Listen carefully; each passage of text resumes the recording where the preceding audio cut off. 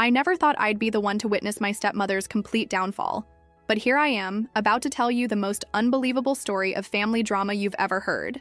My name is Carla, and I'm 22 years old. For the past 5 years, I've been living with the most insufferable woman on the planet, my stepmother, Patricia. She married my dad when I was 17, right after my mom passed away from cancer. At first, I thought she genuinely cared about us, but boy, was I wrong. Patricia is what you'd call a textbook Karen. She's 45, has that signature speak to the manager haircut, drives a white BMW SUV, and treats service workers like they're beneath her. She's the type of person who complains about her food being too hot, then complains when they bring it back because it's too cold. Living with her has been absolute torture, but Patricia had everyone fooled. In our affluent neighborhood in Westchester County, New York, she was known as the perfect wife and community volunteer. She organized charity events, led the homeowners association, and always had a smile plastered on her face when neighbors were around. My dad, bless his heart, was completely blind to her true nature. He worked long hours at his accounting firm and rarely witnessed her outbursts. It was a typical Tuesday morning in October when everything started to unravel. I was home from college for fall break, and Patricia was in full Karen mode. She'd already screamed at the mailman for being 5 minutes late, left a 1-star review for the local coffee shop because they ran out of her favorite pastry, and was now on the phone with customer service for the 3rd time this week. "This is absolutely unacceptable," she shrieked into her iPhone. "I demand to speak to your supervisor immediately. Do you know who I am? I'm Patricia Williams, and I will not be treated like this." I rolled my eyes and grabbed my keys. I couldn't stand being in the same house as her when she was like this. As I headed toward the door, she covered the phone and hissed at me. "Where do you think you're going, young lady? We need to discuss your attitude lately." "I'm 22, Patricia. I don't need your permission to leave," I replied, not bothering to hide my annoyance. Her face turned red with rage. "As long as you're living under this roof, you'll show me respect. I'm your mother now, whether you like it or not." "You'll never be my mother," I shot back and walked out, slamming the door behind me. I decided to drive to the local shopping center to grab lunch and get some peace. What I didn't expect was to witness the most spectacular public meltdown of Patricia's life. As I pulled into the parking lot of Trader Joe's, I spotted her distinctive white BMW in the fire lane, hazard lights blinking. My heart sank. I knew this couldn't be good. Inside the store, I could hear raised voices coming from the customer service counter.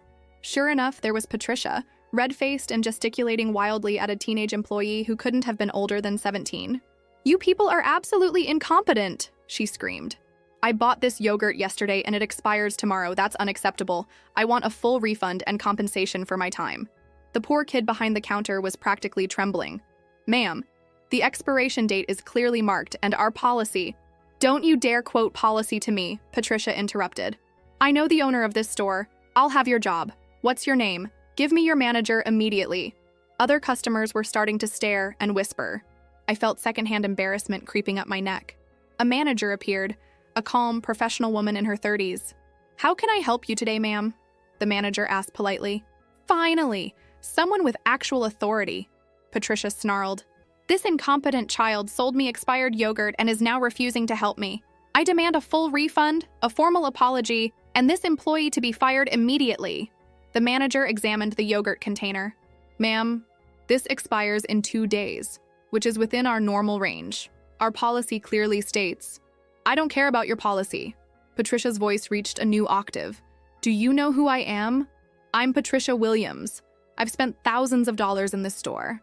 I'm a respected member of this community." That's when things took a dramatic turn.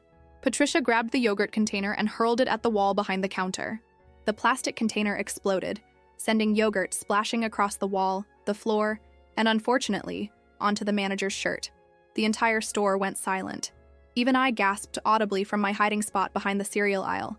"Ma'am, I'm going to have to ask you to leave," the manager said firmly, yogurt dripping from her clothes. "You can't make me leave. I'm a paying customer," Patricia shrieked. "Actually, we can," the manager replied, pulling out her phone. "And I'm calling the police for assault." Patricia's face went white. "Assault? You can't be serious. It was just yogurt." But the manager was already dialing. I watched in fascination and horror as my stepmother's perfect facade crumbled before my eyes. Within 10 minutes, 2 police officers arrived at the store. I quickly moved to get a better view while staying hidden behind a display of seasonal decorations. Officers, thank goodness you're here. Patricia immediately launched into her victim act. These people are harassing me. I'm just trying to return a defective product and they're being completely unreasonable. Officer Martinez, a no-nonsense woman in her 40s, looked unimpressed. Ma'am, we received a call about an assault. Can you tell us what happened here? The manager stepped forward, still wearing her yogurt-stained shirt. This customer became belligerent when we explained our return policy. She threw a container of yogurt at the wall and it splashed all over me in the store. That's not what happened, Patricia protested. I barely tossed it and it was an accident. These people are lying. Officer Martinez looked around at the yogurt-covered wall and floor, then at the dozen witnesses who had gathered. Ma'am, did you throw the yogurt container? Well, yes, but did you throw it intentionally? Patricia's mouth opened and closed like a fish. I was frustrated. You don't understand the kind of treatment I've received here. The second officer, Officer Johnson, was already taking statements from witnesses. I heard one customer say, "She was screaming at that poor kid for 20 minutes before she threw it." Ma'am, I'm going to need to see your identification, Officer Martinez said calmly. Patricia's face turned purple. This is outrageous. Do you know who I am? I'm Patricia Williams. I'm married to Robert Williams from Williams & Associates. I volunteer at the hospital. I organize charity events. Your identification, please, the officer repeated, unmoved by Patricia's credentials. With shaking hands, Patricia fumbled through her designer purse and handed over her license. As Officer Martinez ran it through her system, Patricia continued her tirade. This is all a misunderstanding. I'm being persecuted. I want to speak to your supervisor. I know the police chief personally. Officer Johnson returned from taking statements. He whispered something to his partner, and I saw Officer Martinez nod grimly. Ma'am, you're under arrest for assault and disorderly conduct, Officer Martinez announced, pulling out her handcuffs. Patricia's shriek could probably be heard 3 blocks away. What? You can't arrest me. This is insane. I'm a pillar of this community. You have the right to remain silent, Officer Martinez began as she cuffed Patricia's hands behind her back. I will not remain silent, Patricia screamed. This is police brutality. I'm being targeted because I'm white. This is discrimination. The officers exchanged a look.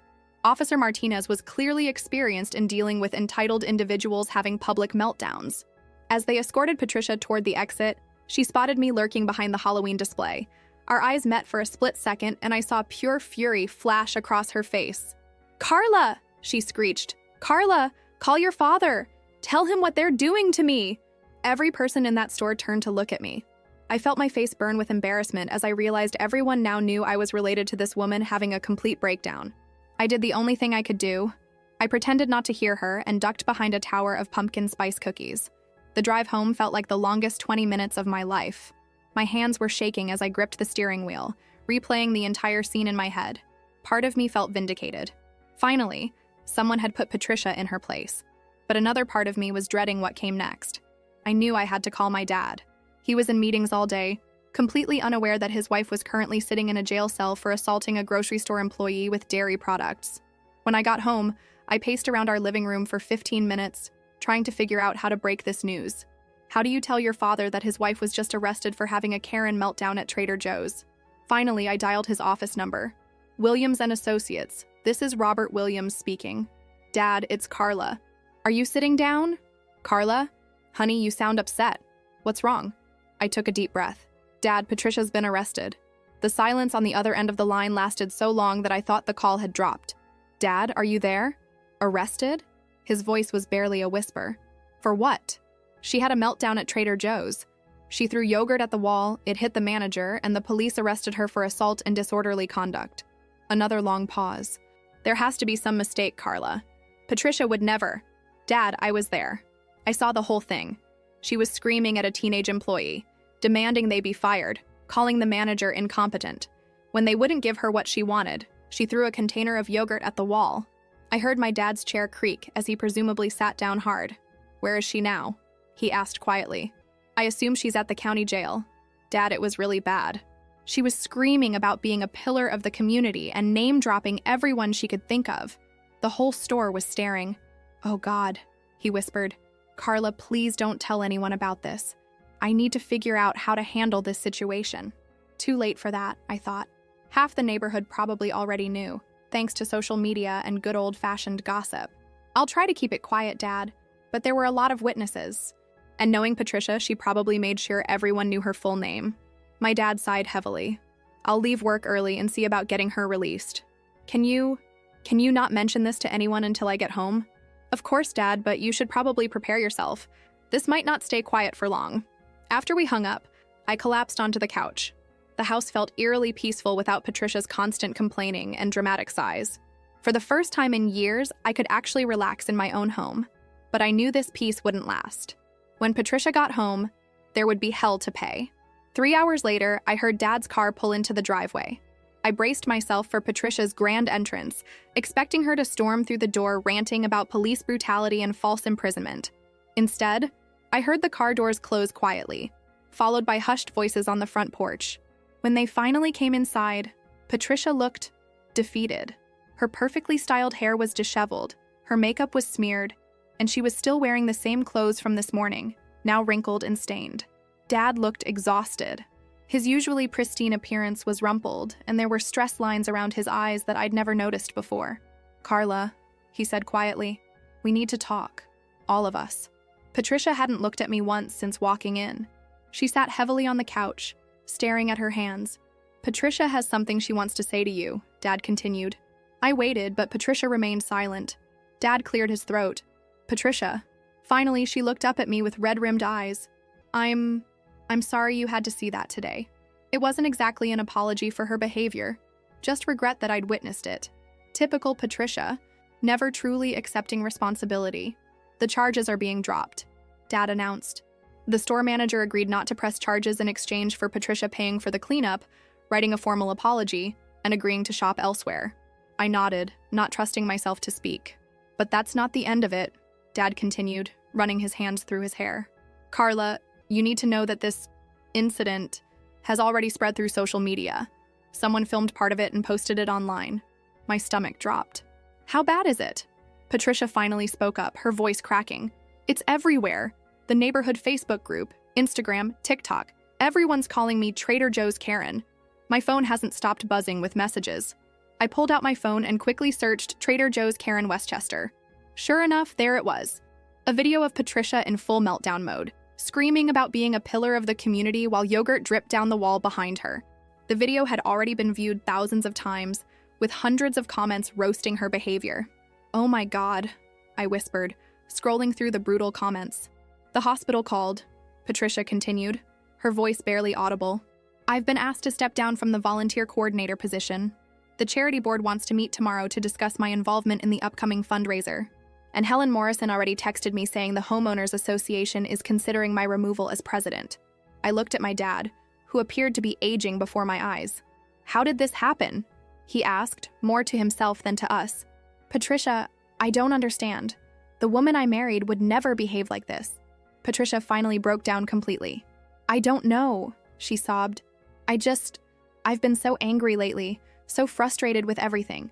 Nothing ever goes right, and people never listen to me. I thought if I just demanded better service, better treatment." "You humiliated a teenage employee who was just doing his job," I said quietly. "You assaulted his manager with yogurt. You got yourself arrested over a $2 container of Greek yogurt that wasn't even expired." "I know," she wailed. "I know it was stupid. But I was so angry and they were being so unreasonable." Dad sat down heavily next to her.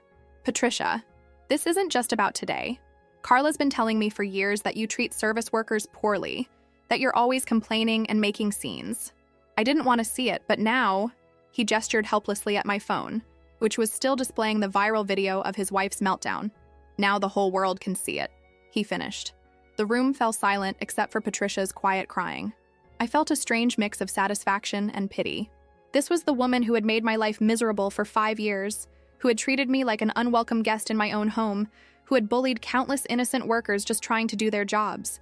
But seeing her completely broken like this, watching my dad's disappointment and embarrassment, I couldn't help but feel a little sorry for her. "So what happens now?" I asked. Dad looked at Patricia, then at me. "Now we figure out how to move forward. Patricia clearly needs help managing her anger and her expectations, and I need to figure out how I missed this for so long." Patricia looked up at both of us with mascara-streaked cheeks. "I'm so sorry. I'm sorry for embarrassing you, Robert. I'm sorry for making your life difficult, Carla. I I don't know how to fix this. For the first time since she'd married my father, Patricia Williams looked genuinely vulnerable and human. The perfect facade had crumbled completely, taking her reputation, her social standing, and her sense of superiority with it. As I watched her sit there, destroyed by her own actions and the power of social media, I realized that sometimes karma doesn't need any help. Sometimes people create their own downfall, one entitled outburst at a time. The woman who had spent years demanding to speak to managers had finally met her match in the court of public opinion. And unlike all those customer service representatives she'd terrorized over the years, the internet wasn't backing down.